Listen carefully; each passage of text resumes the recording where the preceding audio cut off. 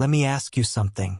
You woke up this morning, went to work, did your job, and got paid. And that feels fine. Not great, not terrible, just fine. And here's the scary part. That feeling of fine might be the most expensive feeling in the world. Because there's a system built around keeping you exactly there. Not broke enough to rebel. Not wealthy enough to leave. Just comfortable enough to keep showing up. And today, we're going to talk about exactly how that works. Most people grow up believing the same story. Study hard, get a good job, work for 40 years, and retire comfortably. It sounds reasonable. Sounds safe. So you land a job. You get a salary. And suddenly, your lifestyle adjusts to match that salary almost immediately. A slightly nicer apartment, car payment, subscriptions here and there, a few dinners out because, hey, you earned it. And before you even realize it, you need every single dollar of that paycheck just to maintain the life you've built around it. This isn't an accident. This is the system working exactly as designed. There's a concept in psychology called hedonic adaptation. It means that no matter what happens to you, good or bad, you eventually return to the same baseline level of satisfaction. Get a raise? Within a few months, it feels normal. Upgrade your apartment? Within weeks, it's just where you live. Your brain constantly resets, and your spending adjusts right along with it. Now here's where it gets interesting. Employers understand this better than you do. When a company pays you a salary, they're not trying to make you rich.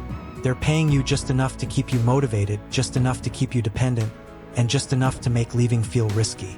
Think of it like a dial. Too low, and you quit or become resentful. Too high, and you might save enough to stop needing them. So they keep the dial right in the middle, just comfortable enough. And every year, maybe they give you a 3% raise. Inflation is at 3%. You're essentially standing still while believing you moved forward. Here's the deeper truth nobody says out loud. Your time is the only asset you can never get back.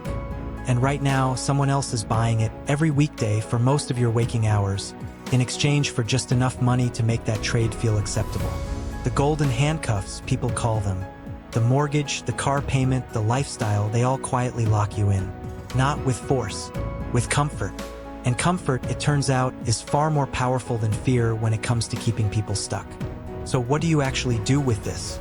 You don't quit your job tomorrow. That's not the point. The point is to stop treating your salary as a ceiling and start treating it as a launchpad. Every month, before your lifestyle can absorb your paycheck, move a portion of it somewhere your brain can't easily spend it, into investments, into assets, into something that works while you sleep. The goal isn't to escape working. The goal is to build options.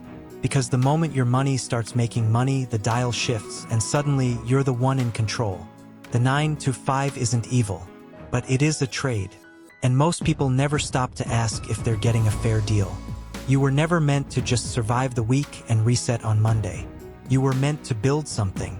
So the next time that paycheck hits and everything feels just fine, remember that fine has a price. And for most people, that price is their financial future. Start asking for more. Not from your employer, from yourself.